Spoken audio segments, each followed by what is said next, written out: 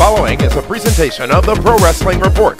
Television, radio, internet, the world.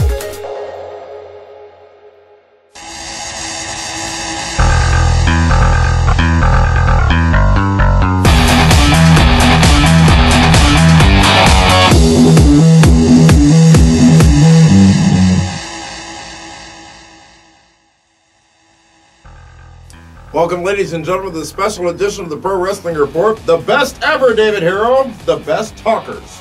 Davia Nelson alongside David Octavius, the Tiberius, the Hall of Famer, allegedly, Hero. Del Hero. Yeah, I know. No scarf again. Security. Not overly pleased. With the return of The Rock to WWE and professional wrestling in general, got us thinking. Obviously, he's a great talker. He's a great promo man, if not the best ever in the business. Who else could do what he does, which is really get you invested into whatever's going on just by the fact that they've opened their mouths and started speaking? And I think that list is pretty substantial, and some of the people on it may be a surprise. So we're going to go over who we think are the best talkers in the history of the business. And I think it's smart to start with The Rock. Absolutely. I mean, he is the great one, the most electrifying man in sports entertainment. It's a natural talent. He started new catchphrases. Absolutely. SmackDown is all his. Jabroni? Jabroni Drive. Well, Jabroni was the Iron Sheik's word originally. But, you know... Rock articulated it better. Yeah, I mean, he changed... He brought the wrestle speak from the back in the locker room out to the audience. He changed it. Yeah, definitely. The Rock. And he continues to do so. Yabba Dabba Bitch a couple of weeks ago. You like that, don't you? I love it. It was great because it was one of those, what? Did he just say that? Yeah. It was pretty, wow. Can you teach somebody who is coming into the business to be as talented as The Rock is? No, not at all. That's interesting. If we had a different video camera, that would be tremendous right now. You know?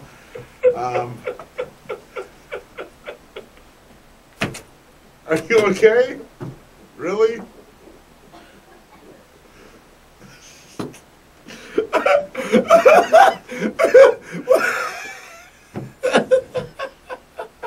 I mean, I really thought that was on the table, didn't you?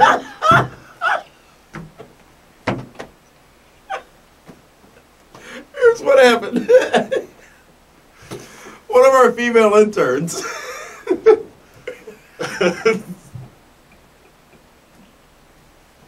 was going to pull a hornswoggle, I thought. dropped something. And, you know, and then she's crawling around down here. I thought she was going to crawl under the table. I was like, wow. That's Police Academy.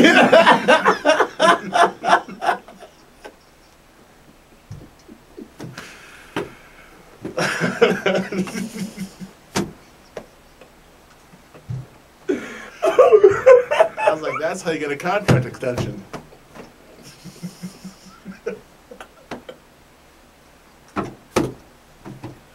Anyways, my next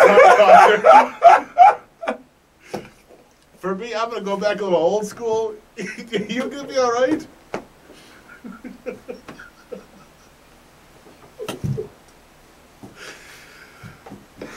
Oh my God! I did something.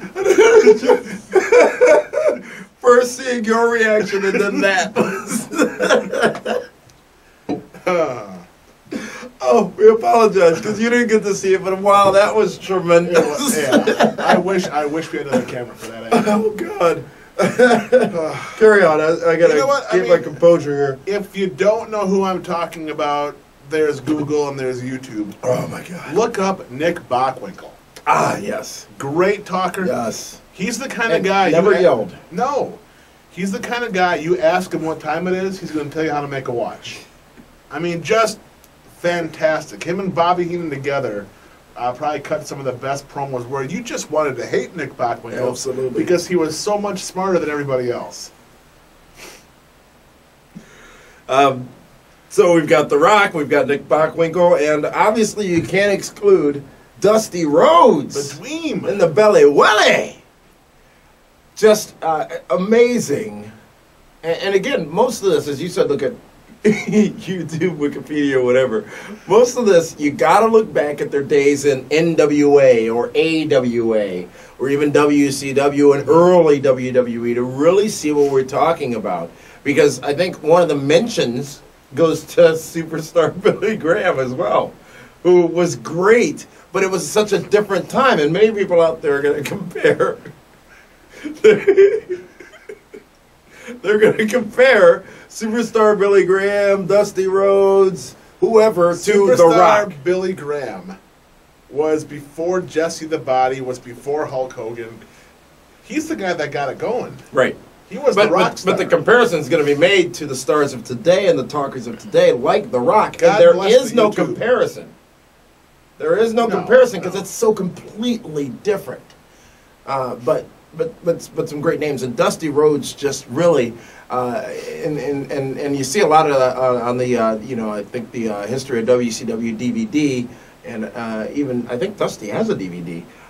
He does. It's just you got to watch that stuff because it's just so great to see what it took differently back then and how well they executed it, because they were doing more promos back in the day than now, not just on TV, because they were cutting one for Bemidji, Minnesota. They were cutting one for Albany, New York. They were cut cutting like one 50 for or 60 at a crack. Absolutely, and things were lighter back then as well. And that's what made Mean Gene Okerlund such a good talker also. Yeah, Because he was the guy that had to take the Junkyard Dogs and the Don Moroccos and the Greg Valentines and the Iron Sheiks and Nikolai Volkovs and the Marty Jannettis and help those guys get through some of that stuff. who was that interview that Gene did with? Paula Paulshock,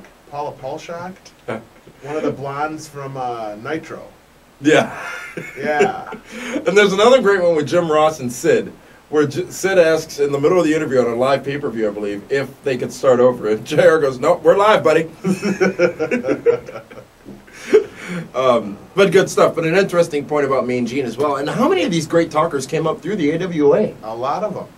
Gagne influence or the ability to just be themselves? Vern was never a great talker. Right. So obviously, it's just, they had to talk those people into the buildings. That's how they made their money. I mean, Minneapolis, Minnesota, it's like 30 below zero up there. Talking All the time, yeah. Absolutely. So, Rock, Dusty Rhodes, Nick Bockwinkel. Who else you got? Well, we had Bobby Heenan. You can't forget him. Jake the Snake Roberts was another great talker because he never had to raise his voice. He made you turn up the volume so you could hear what he was saying. That's a successful talker right there. Absolutely. Jake the Snake, he's definitely in my top 4 or 5. That's a surprising one, I think. He certainly made my list as well, but a surprising one, I think, because you probably have to, again, go back, and you'll see a lot of these opportunities at our website, pwrshow.com, but you have to go back and look at some of this stuff and analyze it a little bit so that you can understand the method that they were using to get their point across. And everybody was different. I mean, The Rock is loud and boisterous. John Cena's loud and boisterous. The Miz, loud and boisterous. All different styles. You just put The Miz and John Cena in top talkers? No, I did not. I mentioned them as part of the. I was going to say, the relative discussion to the top talkers. Okay, the best ever. Just checking and making sure. Stone Cold Steve Austin has to go on that list, and Stone Cold Steve Austin was really born as a talker in this city at the King of the Ring 1996. Austin 316. With Jake the Snake Roberts, by the way. Roberts. Vader you was talk on about that your show. blah, blah, Ahmed blah. Johnson was on that show. He injured himself that night. He was a great talker. What? Ahmed Johnson. Do you want to hear an Ahmed Johnson promo? All right. I should my belt. Wow, really? No subtitles? That was an Ahmed Johnson promo. You know who's a great talker? Roddy Piper. Absolutely. Absolutely. Because he's just so quick. Yes. Haku, God bless you. Yeah. Jerry Lawler is the same way. But if you think about it, the good talkers were the guys that were on top of the card. Yep.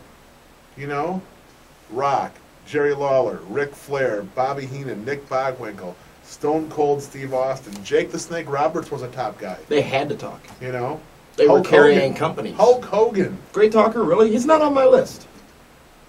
He was, yeah, because you know why? Because people listen. They watched and they listened to him. I think Hulk Hogan talking. I think prayers, vitamins. And Train, milk. say your Percy, your vitamins? Yeah. Well, yeah. When you think of Rock, you think Jabroni Drive. Think of you think humanoids, ham and eggers. Jake the Snake never really had a catchphrase. Do you know what was great about 360? Jake the Snake promos? No. This is how he did them, for the most part. Right? Yeah. Mm-hmm. It's intellectual, and right there, that shows you he's thinking. And he mind screwed you every time he spoke. They Kinda call like Triple Charlie H. Charlie Sheen, great talker. They talk about Triple H being cerebral assassin. Jake the Snake Roberts pioneered that. Just very well done, because it's so much more than it's not only what you're saying, it's also how you're saying it, but it's also what you're doing physically while you're saying it. You know. Well, Shawn Michaels a great talker.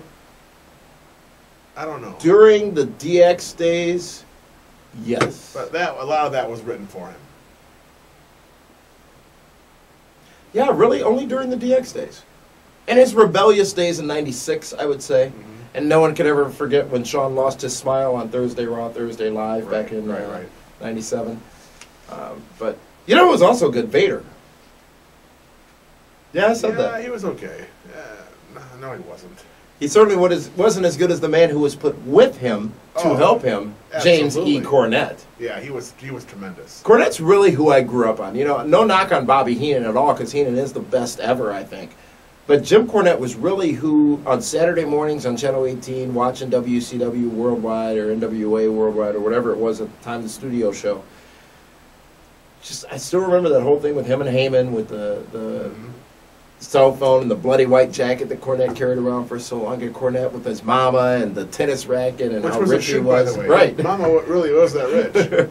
It's just, he was so great at it and so believable. Granted, I was younger and more markish at the time, but just so believable. Jim You were just Cornette. younger. Jim Cornette, just an awesome talker. And look at how many of these are managers. We've talked about Bobby Heenan. We've talked about Jim Cornette. We've talked about Mean Gene Okerlund. Where are the managers in the wrestling business nowadays? They are non-existent. Because Yet, they're a Michael not- Cole because is playing that role. They don't kinda. make money. Managers don't make money today.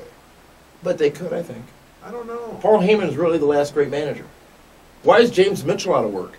He's a great talker. There you have it. Because he's not going to get in the ring. There's only so much money to go around. Is Eric Bischoff a good talker? Absolutely not. You don't think so? No.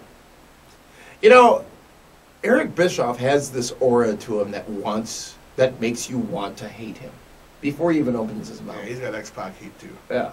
But I can't think of anything he ever said that I remember.